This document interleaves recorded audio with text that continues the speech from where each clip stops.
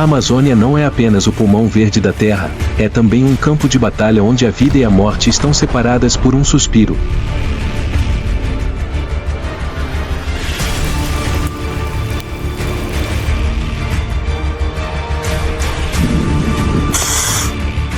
Não há avisos, não há chance de negociação, cada criatura é um guerreiro, seja caçador ou presa.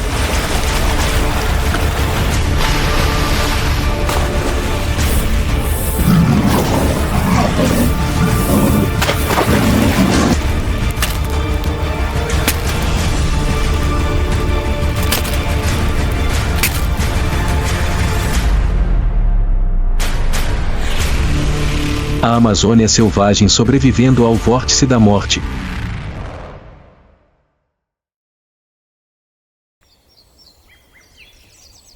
Escondida nas profundezas da América do Sul, a floresta amazônica surge como um mundo vibrante de contos de fadas, onde a natureza mantém sua beleza intocada, majestosa e misteriosa.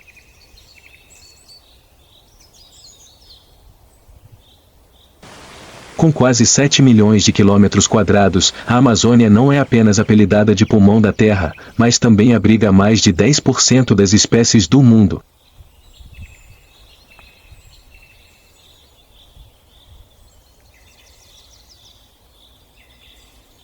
Aqui, a vida existe em muitas formas diferentes.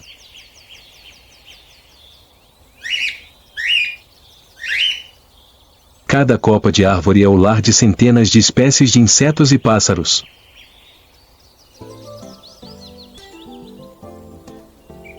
Cada riacho e pântano é habitat para uma variedade de peixes, anfíbios e répteis estranhos.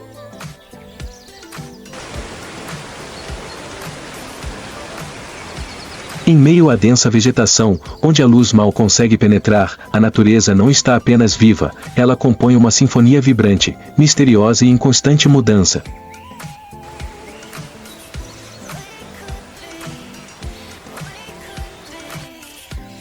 Pela manhã, no pântano amazônico, a névoa ainda paira sobre a superfície da água e a luz do sol penetra através da densa folhagem.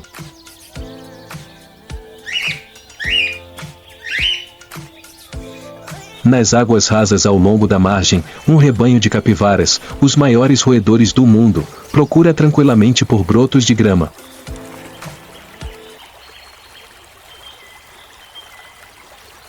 Mas, em meio a essa cena pacífica, algo está errado.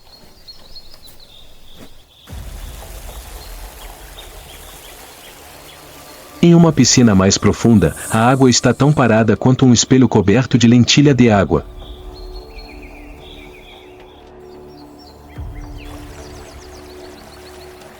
Ninguém percebeu que são os olhos frios de uma anaconda que está à espreita há horas, esperando pacientemente pelo seu momento.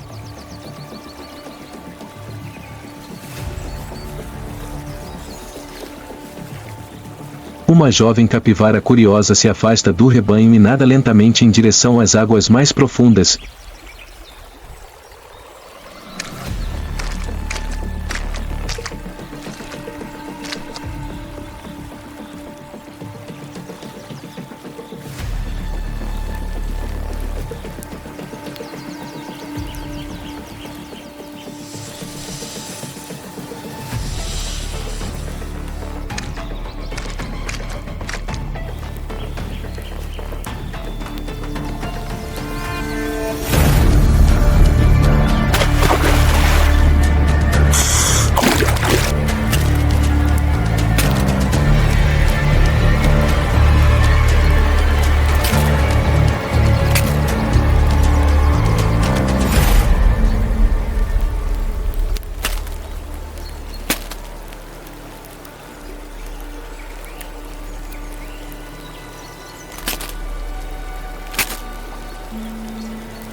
Mas é tarde demais, tudo o que resta é a água.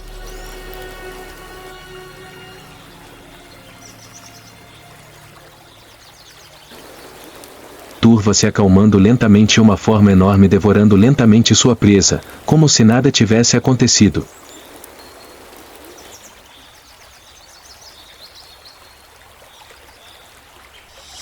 A anaconda não precisa atacar ou perseguir.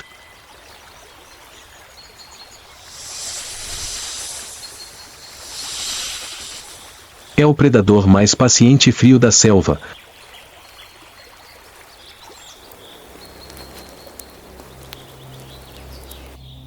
Com comprimento de até 9 metros e peso superior a 200 quilos. A anaconda não tem veneno nem garras, apenas músculos e táticas de emboscada.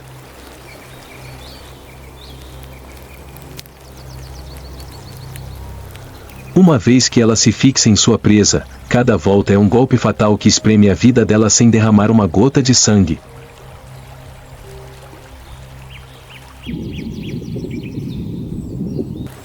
No entanto, a habilidade de caça é apenas metade do poder da anaconda.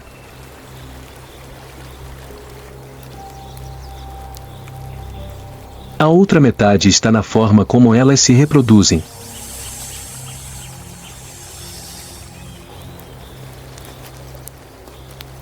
As anacondas são uma das poucas espécies de cobras que dão à luz filhotes vivos.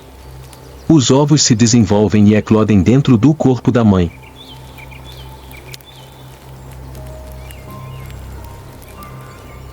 Cada vez que uma anaconda fêmea pode dar à luz de 20 a 40 filhotes, cada um com cerca de 60 a 80 centímetros de comprimento, que são completamente independentes desde o momento em que emergem. Durante a época de acasalamento, a Amazônia testemunha uma das cenas mais bizarras, o fenômeno da bola de acasalamento.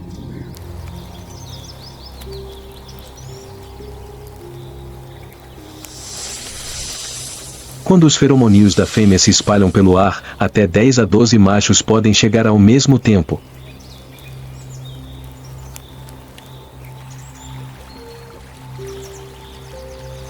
Eles se enrolam na fêmea e uns nos outros, formando uma gigantesca massa contorcida que pode durar horas.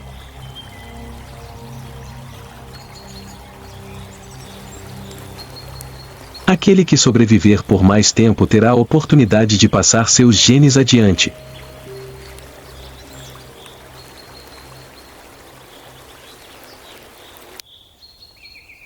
Em meio aos galhos emaranhados da floresta amazônica, onde árvores antigas se espalham pela beira da água e cipós pendem como cortinas, há áreas pantanosas tranquilas onde apenas os sons dos pássaros e o bater suave da água podem ser ouvidos.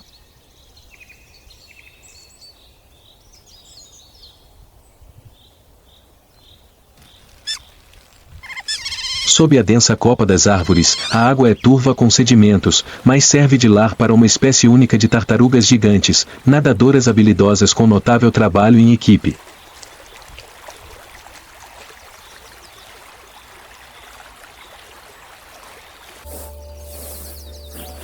As margens do rio onde vivem são pontilhadas por pequenas trilhas criadas por suas patas palmadas, levando a tocas cavadas perto da superfície da água, onde os filhotes nascem e toda a família se retira para descansar após cada caçada.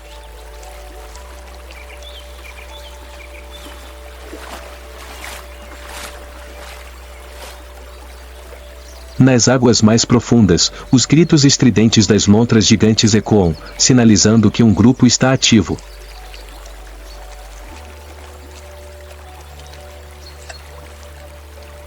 As lontras gigantes Pteronura brasiliensis são as maiores lontras do mundo.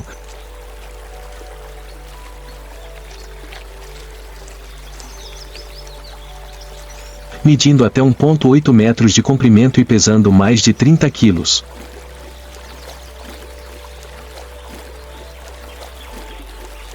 Com pelagem espessa e impermeável, caudas achatadas e pés palmados, elas são nadadoras formidáveis que caçam peixes, tartarugas e até cobras.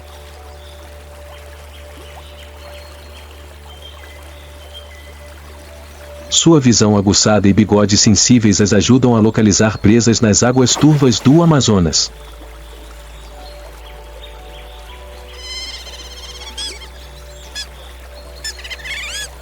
Ao contrário de outros predadores solitários, as lontras gigantes vivem em grupos familiares com uma hierarquia social rígida e se comunicam usando mais de 20 sons diferentes.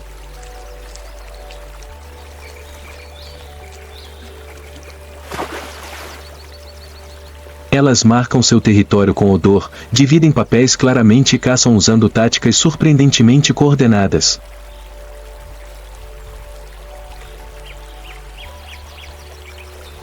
Embora não sejam tão grandes quanto jacarés ou anacondas, as lontras gigantes ousam enfrentar jacarés se seu território for invadido.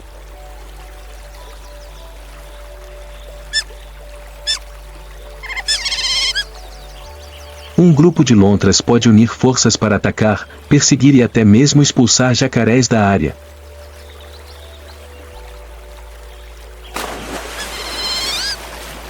Elas não vencem pela força, mas pela união e estratégia.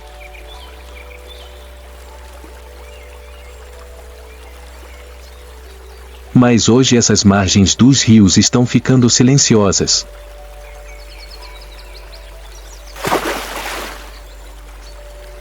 O desmatamento, a mineração de ouro e a poluição da água estão levando essa espécie de lontra à beira da extinção.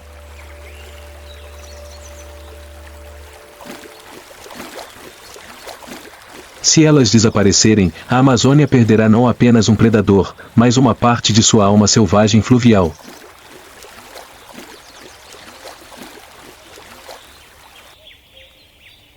Nas áreas baixas e úmidas da floresta amazônica, onde copas densas bloqueiam o sol durante a maior parte do dia, existe um microcosmo onde apenas as menores criaturas realmente reinam.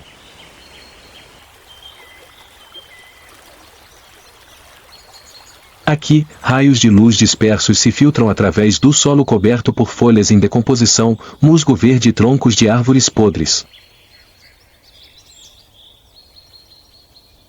O ar é sempre úmido, denso com o cheiro de terra, cogumelos e decomposição. Um ambiente que parece hostil, mas que nutre milhares de pequenas criaturas, como formigas, cupins, besouros e aranhas.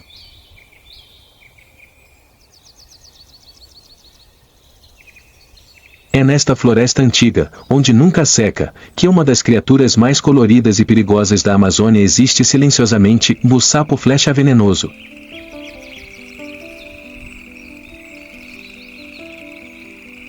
Embora tenha apenas o tamanho da ponta de um dedo, a pele do sapo flecha venenoso contém toxina suficiente para matar dezenas de adultos. O que é notável é que elas não produzem a toxina, mas a absorvem de suas presas.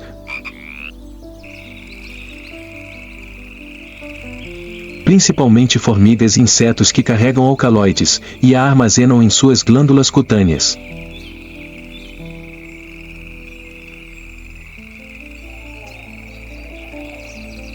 Suas cores vibrantes, verde brilhante, vermelho ardente e amarelo vivo, não servem para camuflagem, mas para alertar os predadores.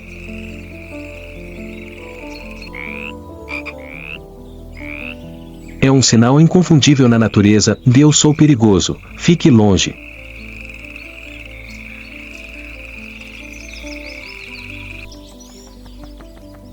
Sob a copa úmida da floresta amazônica, o papa-moscas real se esconde entre as folhas, revelando sua plumagem brilhante apenas quando abre sua crista vermelha ardente como uma coroa de chamas. Ao longo das margens tranquilas dos rios e pântanos da Amazônia, o Oatzin aparece com sua plumagem desgrenhada, seu andar desajeitado e seus olhos vermelhos ardentes, como se tivesse vindo de uma era distante. Apesar de sua pouca habilidade de voar e lentidão, essas aves sobreviveram por milhões de anos graças ao seu estilo de vida único.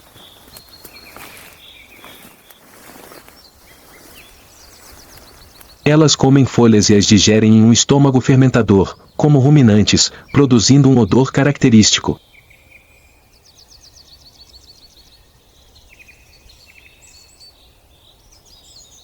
Os filhotes também têm garras nas asas para escalar, tornando o Oatzin um tema de debate entre a ciência moderna e as relíquias vivas da era dos dinossauros.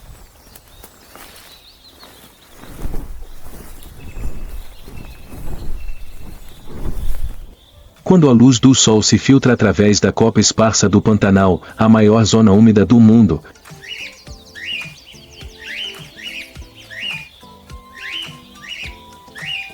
nada se destaca mais do que os chamados ecoantes e a plumagem deslumbrante do papagaio de cauda longa.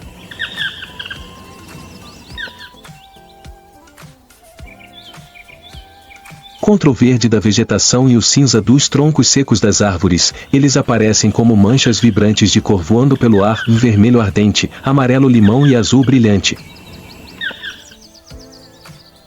Os papagaios de cauda longa têm envergadura grande,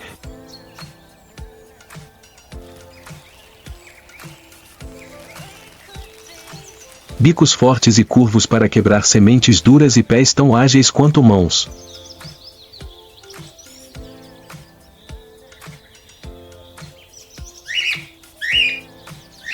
Vivem em casais para toda a vida, são inteligentes, podem aprender a falar, lembrar rotas de voo e expressar suas emoções claramente.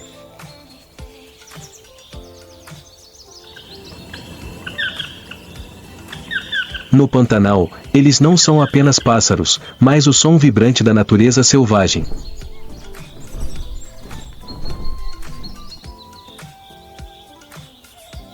Entre as árvores mais altas da floresta amazônica, onde os humanos raramente pisam, a arpia observa silenciosamente o mundo abaixo, como uma guardiã da floresta antiga.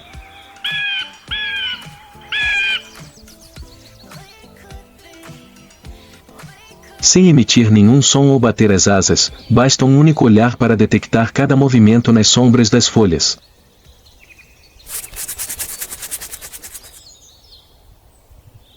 Com envergadura de mais de 2 metros e garras de até 13 centímetros de comprimento, mais longas que as garras de um urso, a arpia é o predador mais poderoso da floresta tropical sul-americana.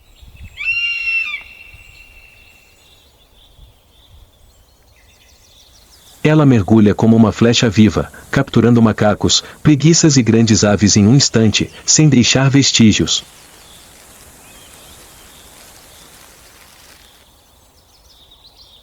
Ao contrário de muitos predadores voadores, as águias-arpias vivem em um território fixo.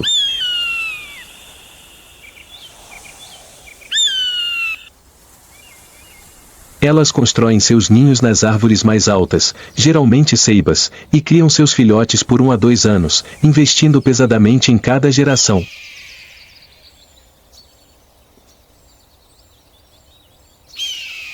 De movimentos lentos, baixa fertilidade e dependentes de florestas virgens, as arpias são indicadores biológicos de florestas profundas.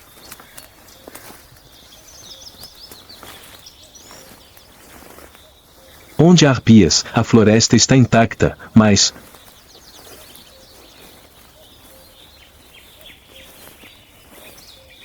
por causa disso, à medida que a floresta é derrubada, essa ave lendária está desaparecendo gradualmente.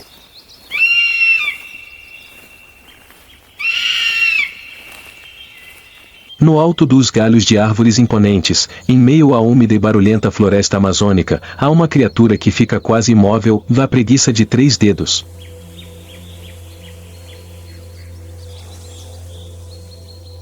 Com seus olhos semicerrados e movimentos lentos, como se o próprio tempo tivesse se estendido, ela é a encarnação mais estranha da adaptação lenta.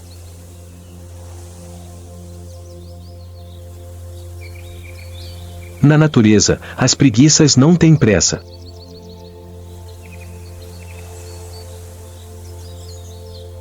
Elas se movem menos de 40 metros por dia, passando a maior parte do tempo penduradas de cabeça para baixo nas árvores, dormindo de 15 a 20 horas.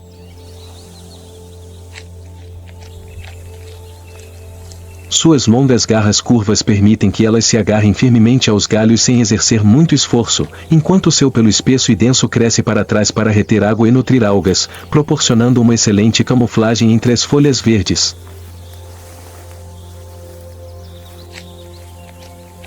Sua dieta pobre em nutrientes, composta principalmente de folhas, resulta em um metabolismo extremamente lento.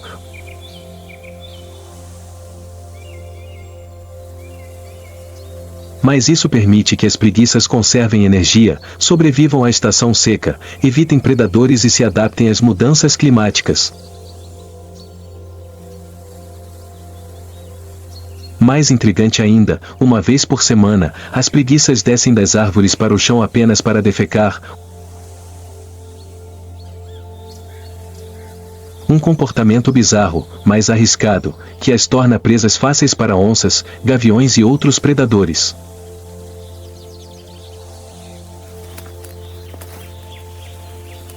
No entanto, ao longo de milhões de anos, as preguiças sobreviveram adaptando-se ao seu estilo de vida único, um feito que nenhuma outra criatura foi capaz de replicar.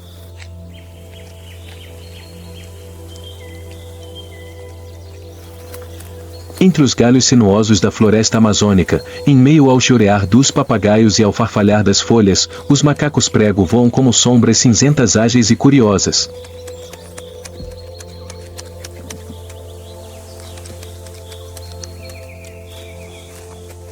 Com seus olhos brilhantes, mãos hábeis e inteligência superior, eles são os pequenos engenheiros da floresta antiga.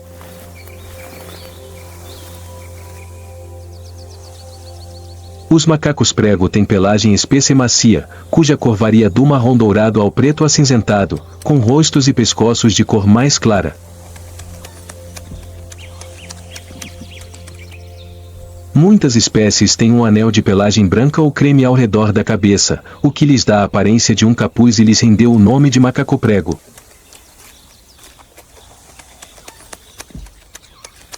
Essa pelagem não apenas os mantém aquecidos,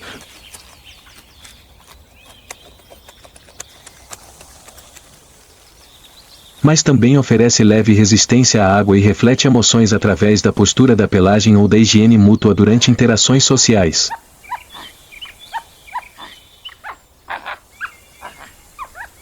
Os capuchinhos não só comem frutas e insetos, mas também sabem usar pedras para quebrar nozes, usam gravetos para pegar minhocas e aprendem uns com os outros as habilidades de sobrevivência. Vivendo em grupos de 10 a 30 indivíduos, eles têm uma linguagem corporal e vocalizações complexas para expressar emoções,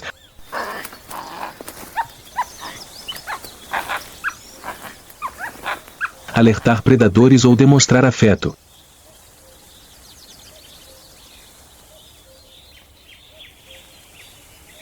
Sua alta adaptabilidade permite que os capuchinhos se movam com agilidade pelas camadas inferiores e superiores da floresta,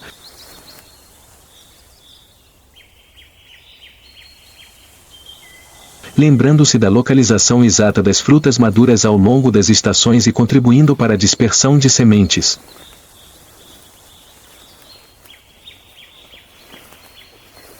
Os capuchinhos não são apenas um elo importante na cadeia biológica, mas também um reflexo da natureza primitiva da inteligência humana.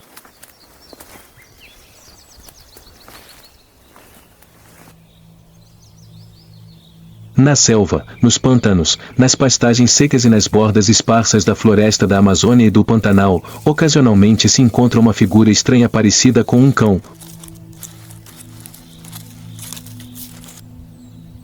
Com um corpo longo, uma cauda espessa e um focinho incomumente alongado.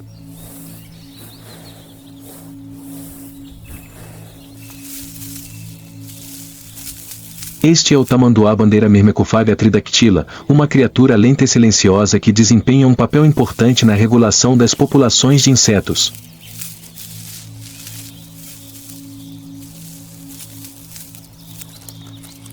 Sem dentes, os tamanduás usam suas línguas longas,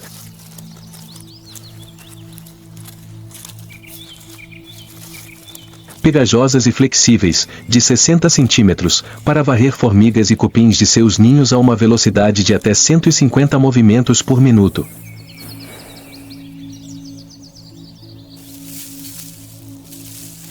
Com garras longas e curvas em forma de foice, eles podem rasgar ninhos de cupins, cavar tocas ou se defender quando ameaçados.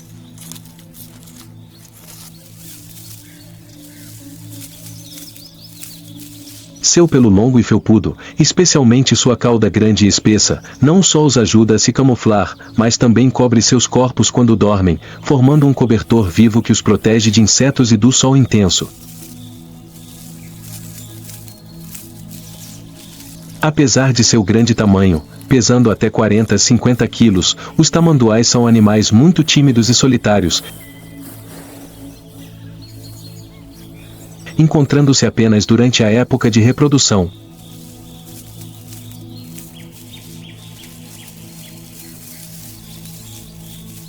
Eles se movem silenciosamente, deixando para trás pegadas distintas de 3 dedos e causando pouco dano a outras criaturas. Mas são muito vulneráveis às mudanças ambientais, desde incêndios florestais e caça até o tráfego rodoviário.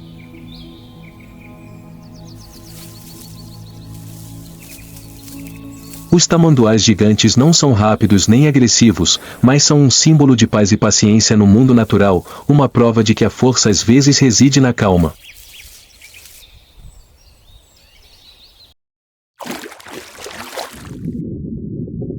Em meio às águas turvas do rio Amazonas, uma sombra rosa às vezes desliza como uma miragem.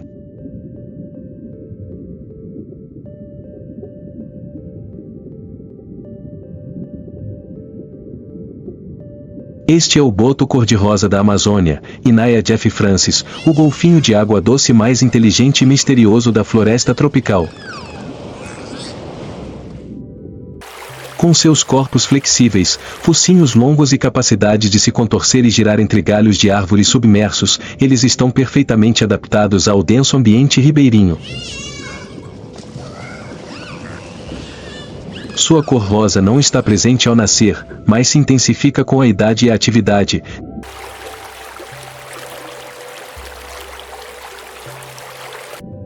dando a cada indivíduo uma tonalidade única.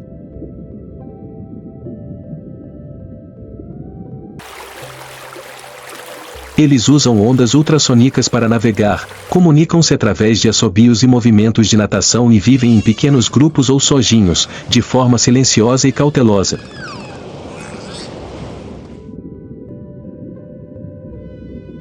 Na cultura local, os botos cor-de-rosa são criaturas sagradas, mas nos tempos modernos estão ameaçados pela poluição, caça e perda de habitat.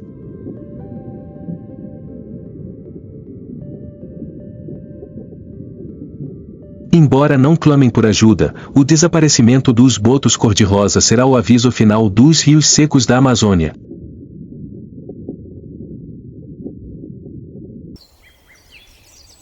Em poças turvas, onde a luz do sol se filtra através de espessas camadas de lentilhas de água e galhos caídos, os crocodilos caimanes costumam ficar imóveis como troncos vivos,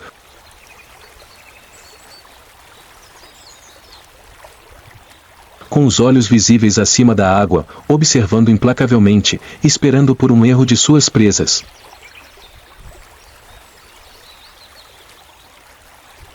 Com um comprimento médio de 2 a 3 metros, dentes afiados e mandíbulas poderosas, os caimanes são os predadores mais formidáveis das águas rasas da Amazônia e do Pantanal.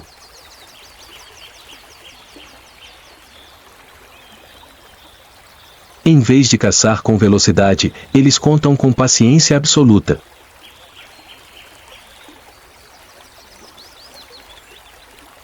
Uma leve ondulação na superfície, um pássaro mergulhando para se banhar ou um peixe que se desvia do curso podem se tornar uma refeição com uma única mordida precisa.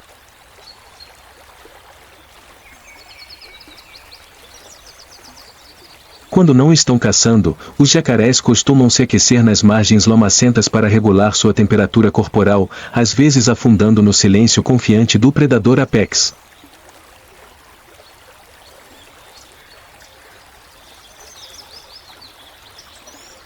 Mas na Amazônia, ninguém é realmente invencível.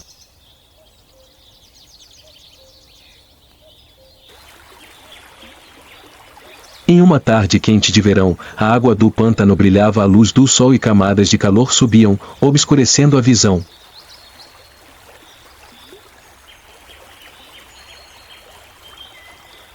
Um jacaré adulto nadava lentamente ao longo da margem,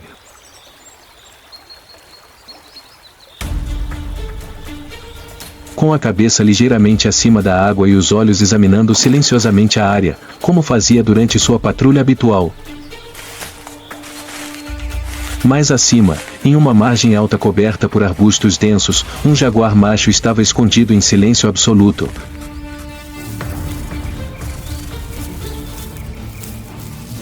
Sua pele manchada se misturava com a luz do sol e as sombras das árvores, seus olhos acompanhando cada movimento do jacaré abaixo.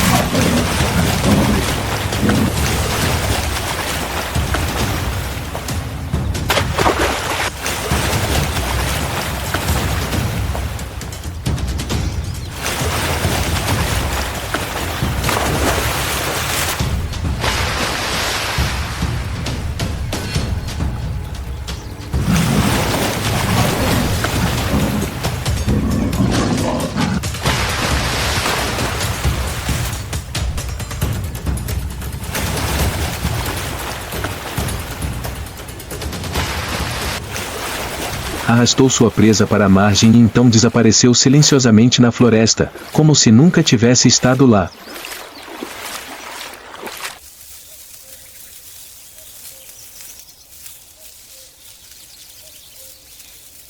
A água voltou a ficar calma, mas desta vez já não era o território do predador do pântano, mas o momento de glória de um assassino terrestre.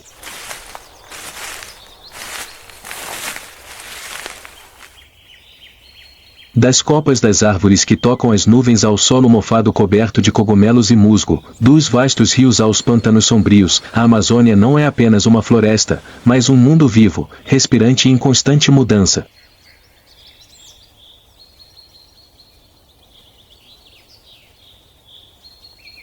No entanto, sob a pressão da exploração, da destruição e das mudanças climáticas, esta sinfonia está gradualmente a desafinar.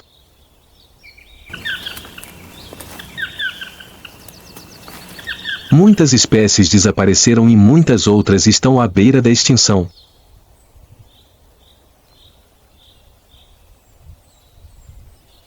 Preservar a Amazônia não é apenas proteger uma floresta, é preservar a voz primitiva da terra, onde os humanos aprendem pela primeira vez a observar, ouvir e viver em harmonia com todas as coisas.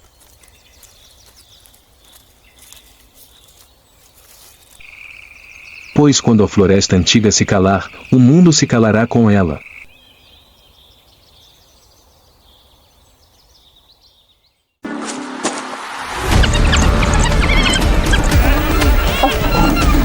Na dura África, onde um erro equivale à morte, cada criatura deve lutar constantemente para sobreviver.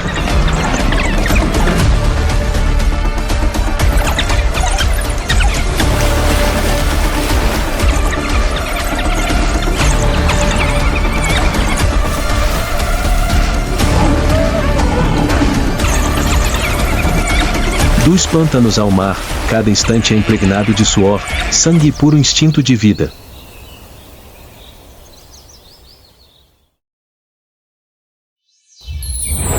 O conflito oculto dos reis selvagens da África.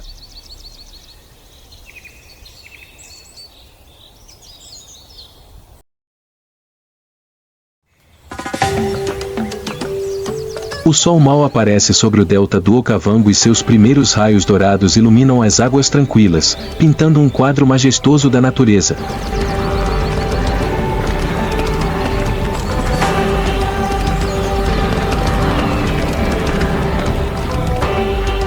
A névoa flutua suavemente sobre o rio e bandos de pássaros lançam seus cantos matinais que despertam toda a planície.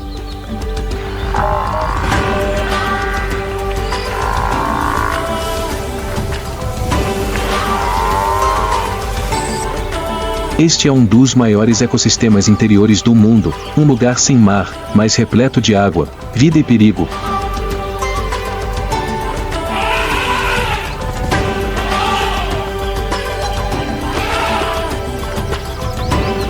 Uma viagem que começa nas águas doces do coração do continente e termina nas ondas salgadas do sul.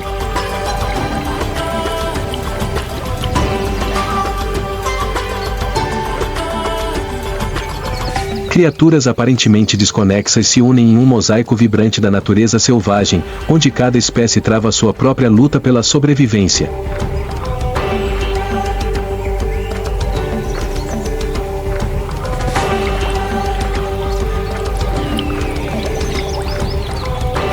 Sob a superfície tranquila do delta do Okavango, uma sombra escura desliza silenciosamente.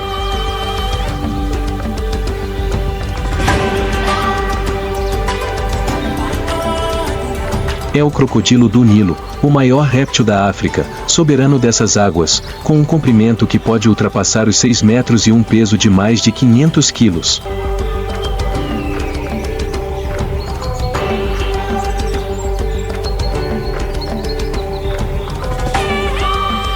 Com uma pele áspera como armadura e olhos sempre alertas, ele é a personificação da morte no reino natural.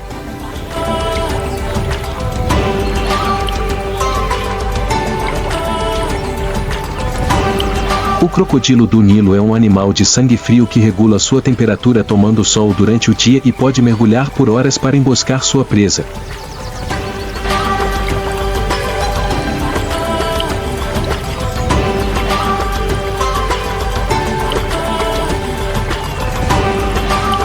Sua mandíbula poderosa tem uma força de mordida superior a 2000 psi, suficiente para esmagar os ossos de um filhote de elefante.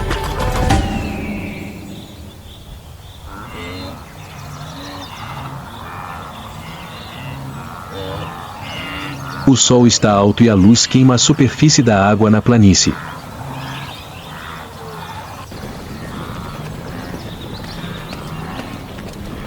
Um rebanho de gnus se aproxima do rio, procurando desesperadamente por água em plena estação seca.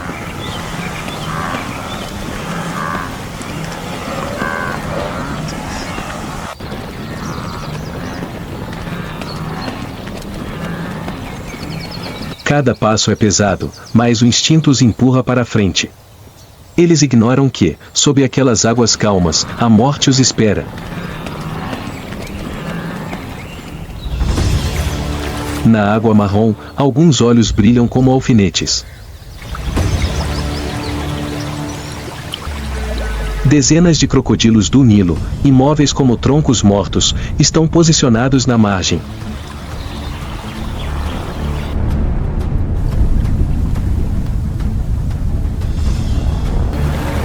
Seus focinhos mal se projetam, revelando apenas uma fração da máquina letal que se esconde abaixo.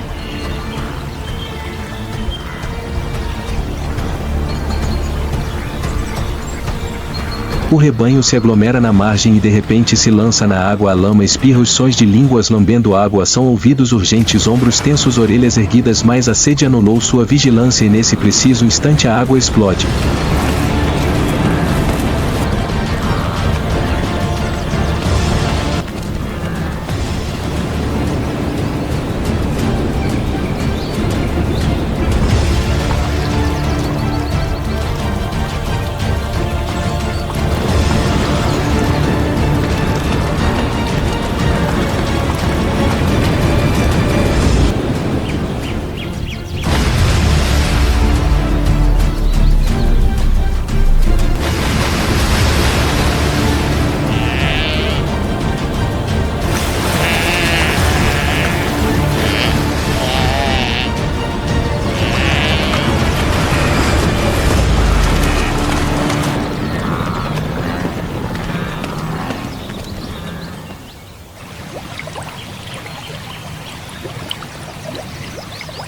No mundo do Okavango, a vida e a morte se separam por uma única mordida.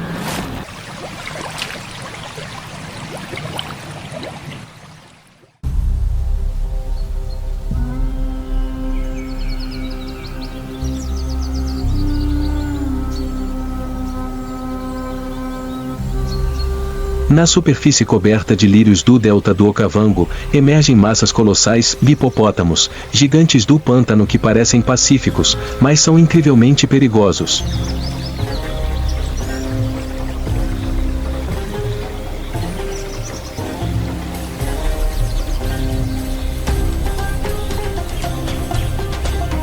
Suas pequenas orelhas tremem levemente, seus olhos se elevam acima da água, enquanto o resto do corpo permanece oculto na lama turva.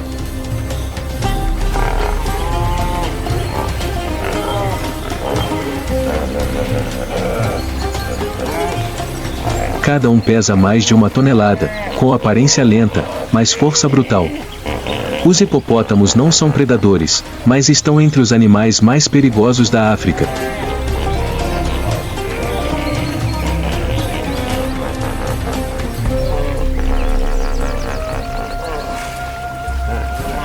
Eles podem partir uma canoa de madeira com uma única mordida.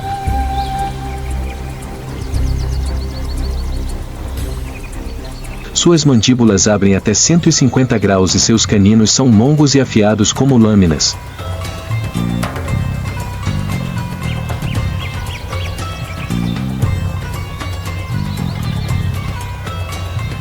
Sua pele grossa e áspera secreta um líquido rosado que atua como antibacteriano e protetor solar, uma armadura biológica única desta espécie.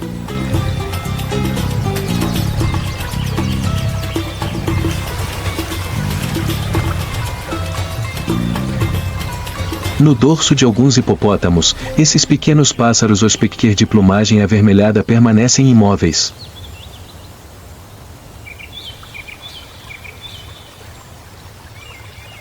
Essas aves são companheiros leais dos hipopótamos, ajudando-os a manter a pele limpa ao se alimentarem de pulgas, carrapatos e parasitas.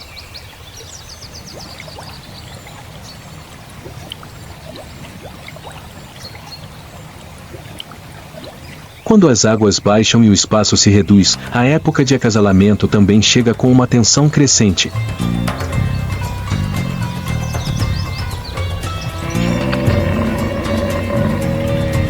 Os machos tornam-se agressivos, marcam seu território com excrementos e urina e estão dispostos a enfrentar-se violentamente para obter o direito de se reproduzir.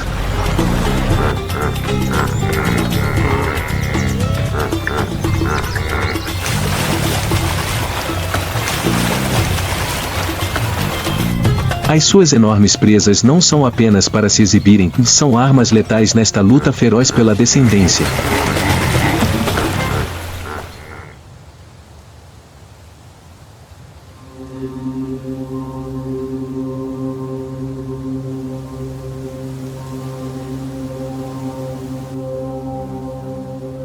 Sobre a areia vermelha ardente do deserto da Namíbia, entre solos rachados e planícies empoeiradas cobertas de espinhos, aparece a hiena parda, como um fantasma silencioso em um mundo hostil.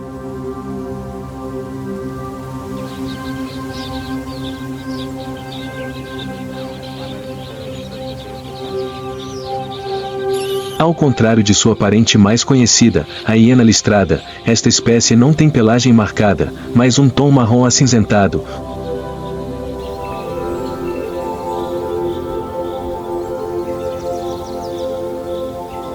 Uma longa juba que cai nas laterais do pescoço e um andar cauteloso e cheio de estratégia.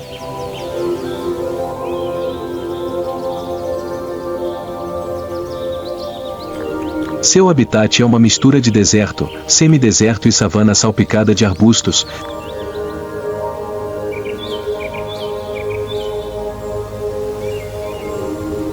Sem abundância de água ou sombra.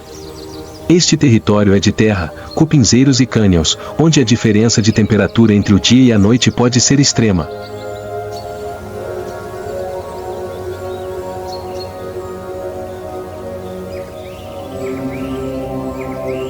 Neste ambiente árido, elas aprenderam a economizar energia, procurar alimento à noite e se refugiar durante o dia.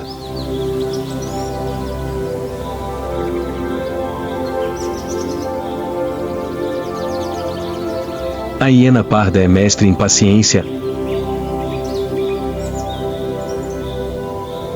e não persegue suas presas como fazem os leopardos ou leões.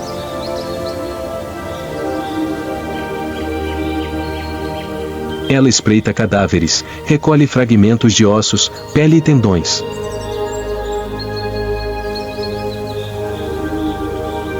Sua mandíbula poderosa e dentes frontais duros como pedras permitem-lhe triturar até mesmo crânios, algo que muitos outros predadores não conseguem fazer.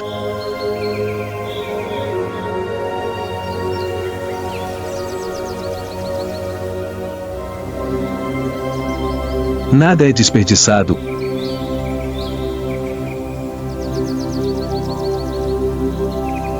A hiena marrom é o catador mais eficiente do deserto.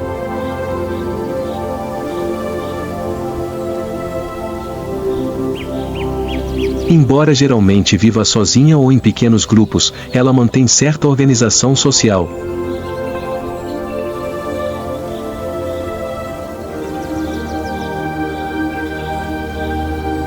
Cada indivíduo tem um papel definido, o que reduz os conflitos ao se aproximar de recursos escassos.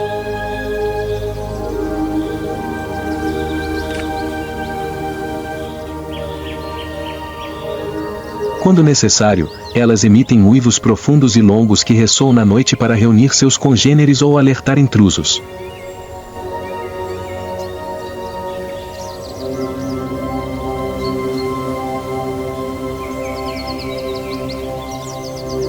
No deserto, onde a vida está sempre à beira do abismo,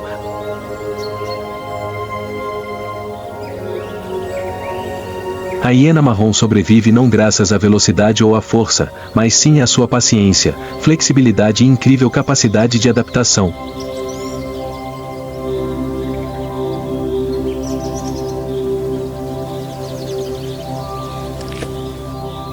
Não faz barulho, não se mostra, mas sabe aproveitar todas as oportunidades para viver, como a própria terra da Namíbia que chama de lar.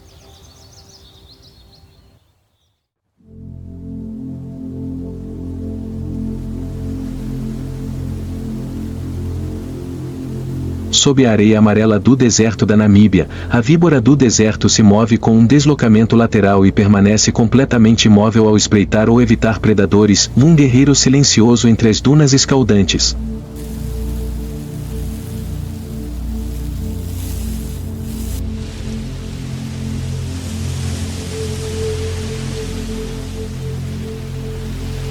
A oeste, onde o oceano gelado da corrente de Benguela bate nas falésias, um mundo totalmente diferente ganha vida, o reino da foca do Cabo.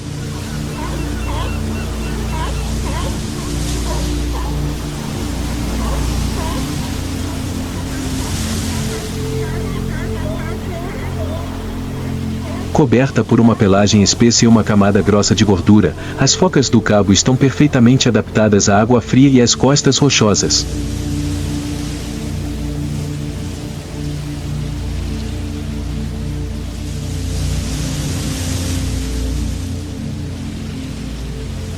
Elas vivem em colônias de centenas ou milhares, enchendo o ar com um barulho constante, como um mercado marinho que nunca dorme.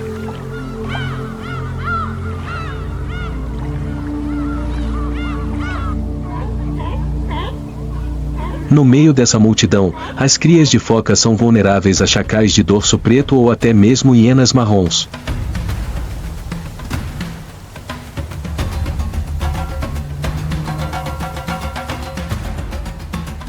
Basta um momento longe da mãe para que elas desapareçam no caos barulhento da colônia.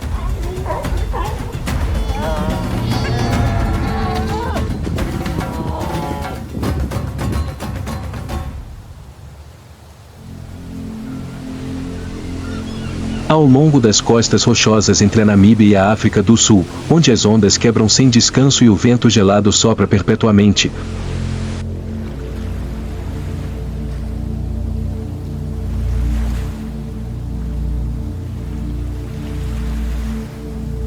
o pinguim africano, o único pinguim que vive em terra firme africana, luta para sobreviver.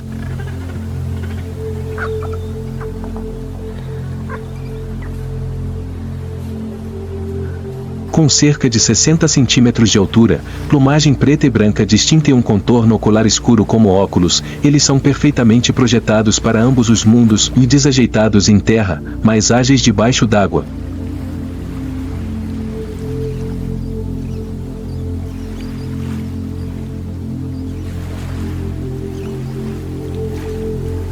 O pinguim africano vive em casal e mantém um forte vínculo afetivo. Eles cavam ninhos na areia, entre rochas ou sob arbustos costeiros.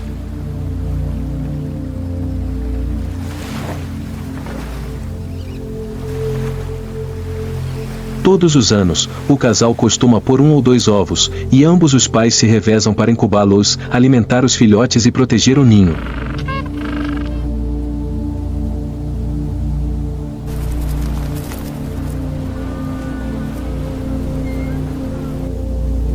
Seu chamado, semelhante ao urro de um burro, serve para localizar seu parceiro e marcar território entre centenas de indivíduos.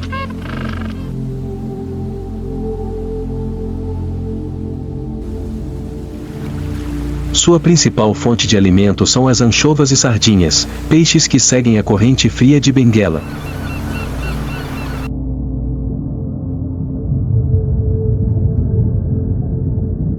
Eles podem mergulhar a mais de 100 metros e nadar a velocidades de 20 a 25 km por hora para capturar suas presas.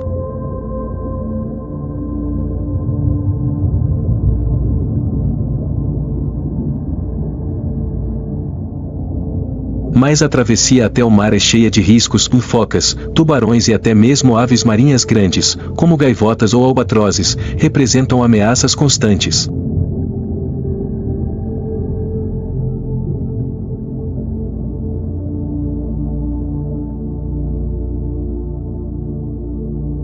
Em terra firme, os filhotes que ainda não desenvolveram a penugem impermeável são muito vulneráveis à perda de calor corporal se os pais não voltarem a tempo de aquecê-los.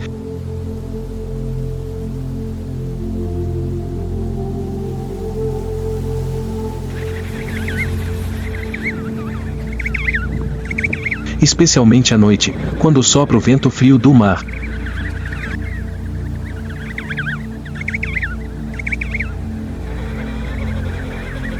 Além disso, a intrusão humana, a poluição por petróleo e as mudanças climáticas estão reduzindo cada vez mais seu habitat de reprodução entre rochas negras e um oceano implacável.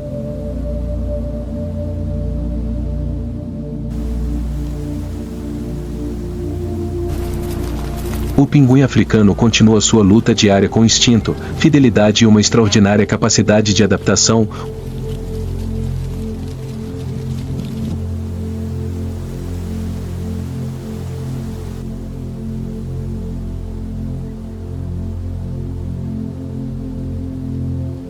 Um símbolo pequeno, mas resistente, do mundo selvagem do sul.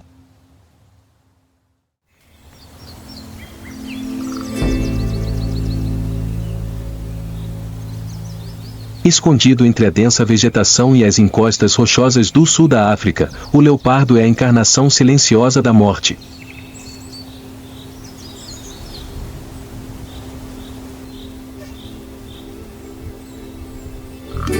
Com sua pelagem dourada salpicada de manchas pretas hipnotizantes, ele se camufla perfeitamente sob o sol escaldante da savana.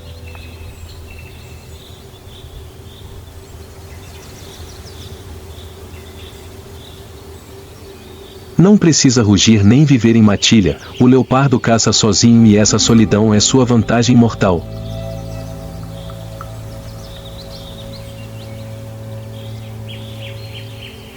É tão hábil em trepar que pode carregar sua presa, mesmo que ela pese o dobro dele, até o topo de uma árvore para protegê-la de outros predadores.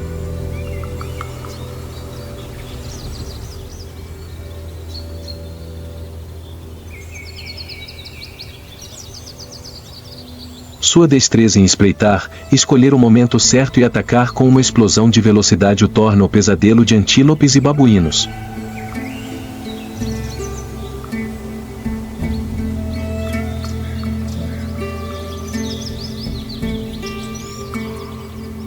E quando a noite cai, em meio ao sussurro das folhas, pode ser o momento em que o destino de uma criatura já está selado.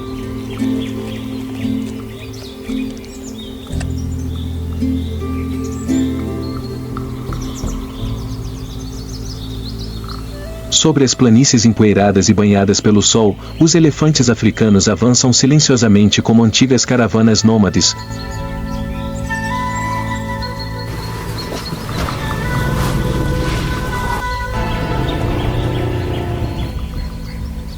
Com suas enormes orelhas como velas desdobradas e trombas sensíveis carregadas de emoção. Eles são mais do que gigantes vivos, são a memória de um continente.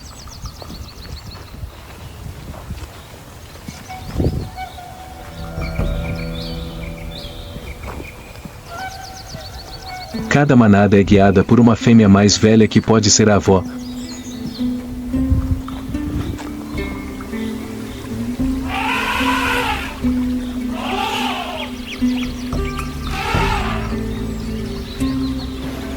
Mãe ou irmã das gerações mais jovens, ela lembra a localização das fontes de água, as rotas migratórias e até mesmo as armadilhas humanas.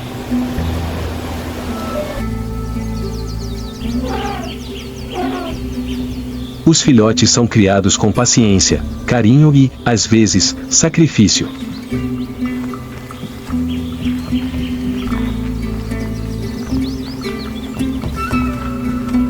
Elas podem acariciar com a tromba um membro ferido ou voltar todas juntas quando um dos seus cai.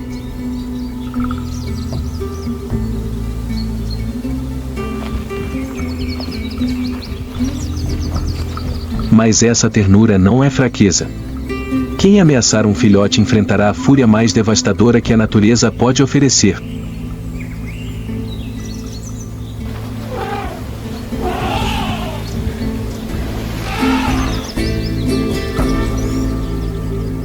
Sob os arbustos baixos, em um solo rachado pelo sol, um grupo de pequenos animais cava, observa e se lança sobre um velho cupinzeiro.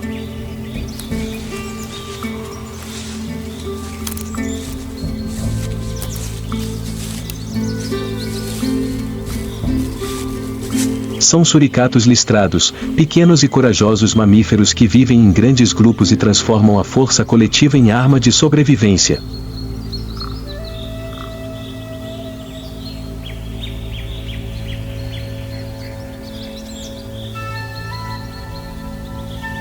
Com sua pelagem cinza-marrom adornada com listras pretas, os suricatos têm um corpo ágil e baixo e se movem rapidamente.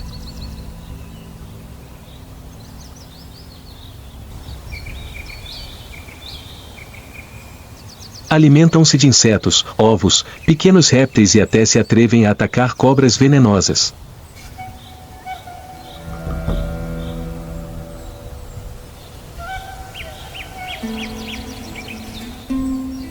Um distrai, outros cercam por trás, colaborando como autênticos guerreiros minúsculos. Mas o mais surpreendente é que, às vezes, elas se tornam terapeutas improvisadas para os javalis verrugosos.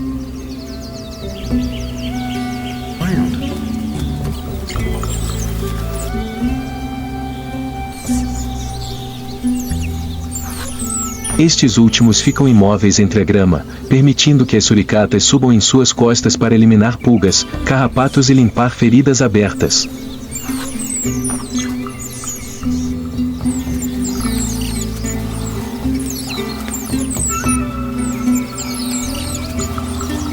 Em troca, as suricatas obtêm uma comida rica em proteínas, criando uma relação simbiótica única entre um caçador ágil e um animal resistente do mato.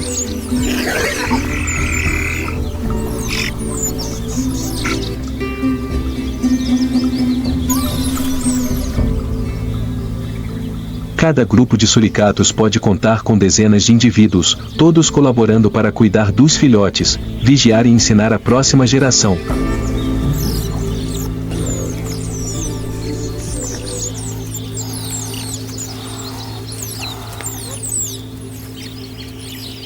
Em um mundo selvagem onde apenas os mais fortes sobrevivem, essas criaturas não escolhem viver sozinhas, mas dependem da comunidade e de alianças inesperadas para subsistir.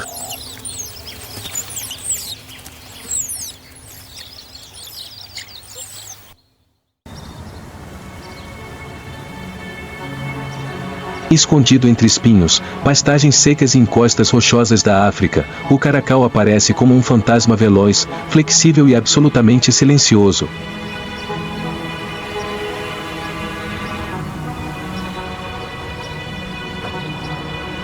Com sua pelagem avermelhada, corpo elegante e orelhas pretas eretas com mechas longas como lanças. Ele é tão bonito quanto letal.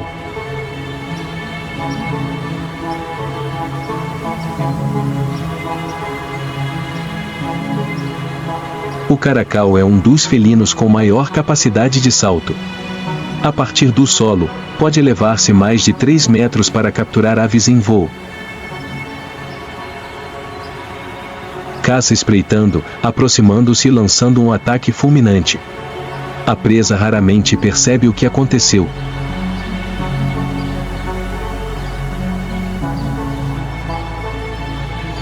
Embora solitário, cada passo e olhar transmitem a precisão de um predador nascido do silêncio.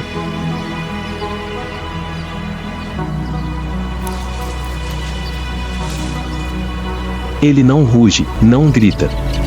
O caracal não precisa declarar seu poder.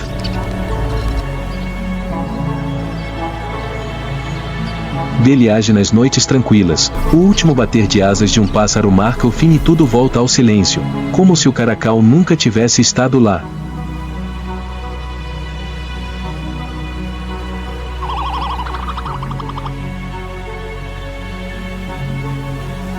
Nas intermináveis pradarias da África, onde o vento carrega a poeira seca sem descanso, uma matilha de cães selvagens africanos avança agachada, silenciosa, em direção ao seu objetivo.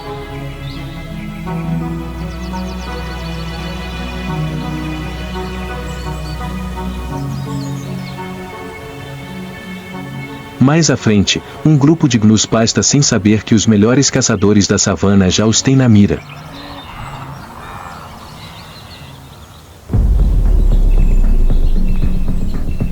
Os cães selvagens não caçam com força individual, mas com inteligência.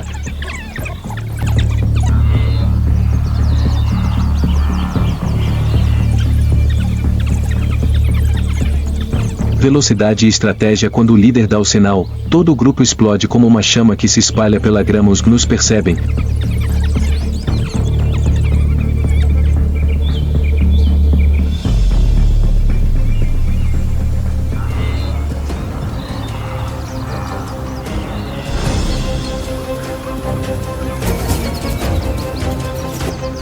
O rebanho se dispersa no caos, os cães se dividem, alguns perseguem.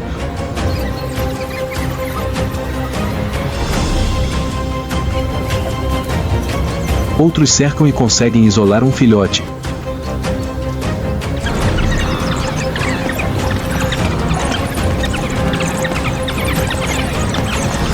A perseguição se prolonga por centenas de metros, levantando uma nuvem de poeira.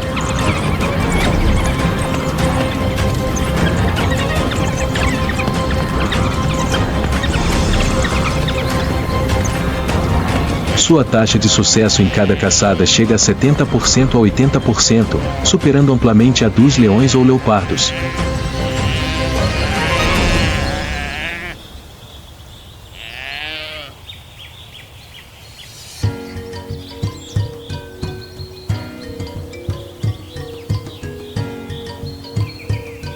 Mas o que realmente os distingue não é apenas sua destreza, mas sua solidariedade.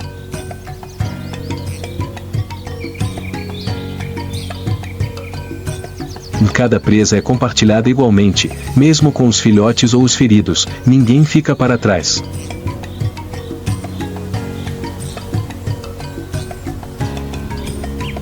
Em um mundo onde a vida depende do coletivo, a matilha de cães selvagens africanos é a prova viva de que, às vezes, a força não reside nas presas ou nas garras, mas em uma coesão inabalável em cada passo.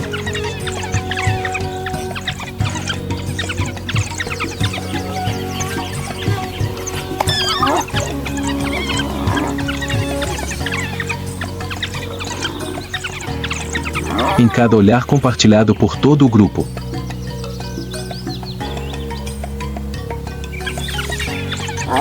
Na selva, os confrontos são inevitáveis quando cães selvagens e hienas manchadas se cruzam nos limites de seu território.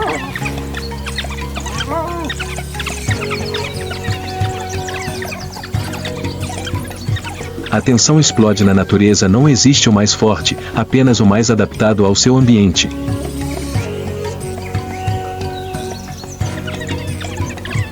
E são precisamente esses encontros, conflitos, alianças ou despedidas entre espécies que tecem a vibrante e surpreendente tapeçaria da vida selvagem, cheia de surpresas, mas também de equilíbrio.